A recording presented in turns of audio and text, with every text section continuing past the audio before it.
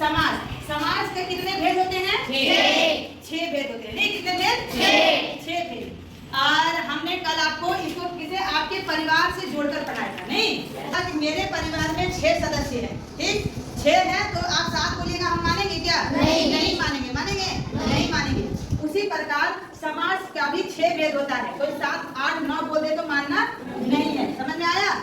6 का मतलब 6। उसके बाद हमारे 6 सदस्य का परिवार था। उसमें था दादा, दादी, पापा, मम्मी, भाई, बहन, ठीक है?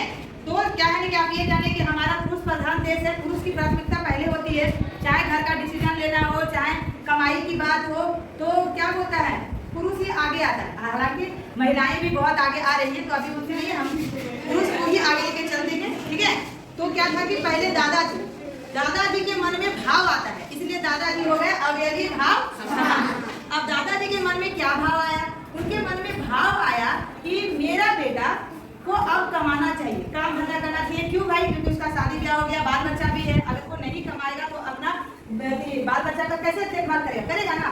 तो आज उसका जो बेटा था क्या था? पुरुष। क्या था? पुरुष। इसलिए उसका बेटा क्या हो गया? तत्पुरुष समास। क्या हो गया वो? तत्पुरुष समास। अब ये जो तत्पुरुष समास अर्थात जो पिता थे वो ना बहुत आलसी थे। सोच रहे थे अभी कमा के क्या करेंगे, नहीं कमाएंगे तो क्या होगा? तो इसका ध्यान अपना बेटा पे गया। तब इसका बुद्धि खुला, ये सोचे कि यदि हम कर्म नहीं करेंगे, कर्म मतलब काम नहीं करेंगे, ठीक है?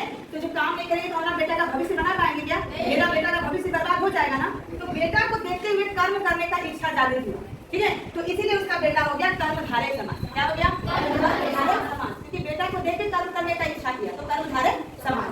अब ये जब पिता बाहर कमाने गया, कमा कर पैसा लाया, उन्होंने कर्मधारय यानी अपना बेटा को पैसा दिया और बोला जाओ माँ को पैसा दे देना। तो ये अपनी माँ को ना देने की बजाय दादी को दे दिया। किसको दिया? दादी को। दादी के हाथ में जैसे पैसा आया तो अपना पोता को बहुत लाड प्यार करता है, ठीक है? और अपना बहू को दूसरा स्टार्ट कर दिया कि मेरी बहू मेरा बेटा को बिगाड़ी, नहीं तो वो भी हमको पहले पैसा ला के मेरे हाथ में देता था, वो मेरा बहुत अच्छा था। क्योंकि दादी दोषारोपण कर रही है, इसलिए दादी क्या हो गई? द्विगु समास। क्या हो गई? द्विगु समास, है ना? उसको पैसे से बहुत बड़े बेटा पैसा दिया, पोता दे दिया, पोता को लाड प्यार और बहू को दोषारोपण, भेदभाव करना शुरू। तो ये हो गया सास होगी दोषारोपण करके तीसरे सास द्विगु समास। जब सास की बात बहू सुनी, ठीक है? क्या सुनी? बहू सुनी, तो वो क्या की आ गई सास से लड़ाई करने के लिए, द्वंद्व करने के लिए। नहीं, वो द्वंद्व कर रही है। क्या कह रही है सास को कि आप महत्वपूर्ण है अपना बेटा के लिए, तो हम भी तो उसकी पत्नी है, हम भी महत्वपूर्ण है। अगर हम ही को पैसा रखने दे दिया तो क्या दिक्कत होगी?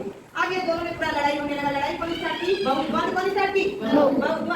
तो वो इसीलिए बहू हो गई द्वंद्व समास। कौन समास? द्वंद्व समास। अब ये दोनों में सास बहू का लड़ाई स्टार्ट हुआ।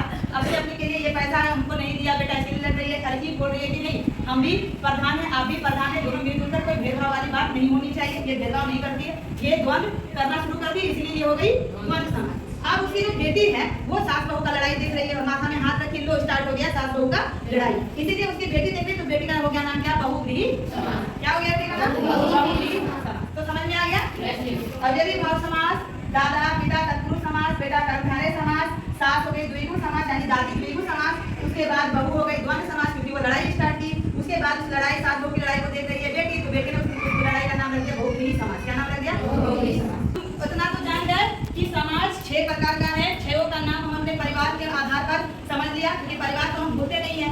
परिवार के नाम पे इसका नाम गया तो इसको भी हम भूलेंगे नहीं है। भूलेंगे क्या? नहीं भूलेंगे। अब क्या है कि सबकी सबके से दोस्ती अलग अलग होती है। अगर इस समय खासियत अलग अलग है तो अपनी खासियत के लोगों से दोस्ती करेगा कि नहीं करेगा?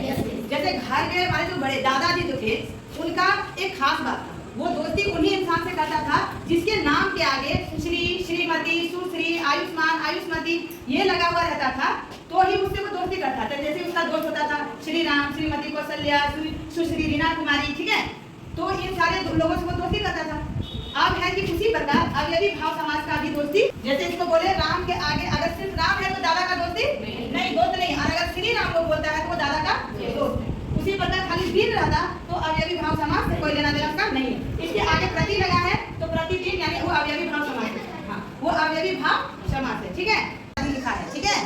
तो इतने किसी भी शब्द के आगे इन सारे शब्दों को लिखे हुए देखेंगे तो आंख मूंद करके भी उनको टिक लगा देना है अवयवी भाव समास। किसी शब्द के आगे लगा हुआ है तो वो समझो कि अवयवी भाव समास है, क्योंकि अवयवी भाव समास की दोस्ती किससे है? उपसर्ग से है। किससे है? उपसर्ग से। और इन सभी को ही उपसर्ग कहते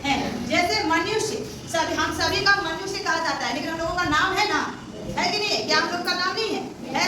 उसी प्रकार उपसर्ग है, ये उपसर्ग जो ग्रुप है उससे इसकी दोस्ती है, और उस ग्रुप का एक खासियत है कि सबके नाम के आगे ये सब टाइटल लगा हुआ रहता है। जैसे दादा की दोस्ती की टाइटल से भाई श्री, श्रीमती, सुश्री, कुमारी, आयुष्मान, आयुष्मती, है ना? ये सारा चीज इसका दोस्ती है। चलो हो गया, ये समझिए। अवयवी भाव समास का कोई परेशानी नहीं। इसमें अब अवयवी भाव समास अगर हम ढूंढे तो यहाँ प्रतिदिन, क्योंकि प्रति लगा हुआ है, प्रति क्या है? उपसर्ग है। यथाशक्ति, यथा लगा हुआ है, यथा क्या है? उपसर्ग है। हमको शक्ति से लेना देना नहीं, हमको यथा देख रहे हैं ना, उपसर्ग, इसलिए हो गया अवयवी भाव समास। तथा शक्ति है तो तथा लगा हुआ है, तथा क्या है? उपसर्ग है। क्या है? और उपसर्ग की दोस्ती किससे है? अवयवी भाव समास, अर्थात ये हुआ अवयवी भाव समास। उसके बाद और कहाँ है भाई? हाँ, अनुपयोग, अनु लगा हुआ है, अनु क्या है? उपसर्ग, और उपसर्ग की दोस्ती किससे है?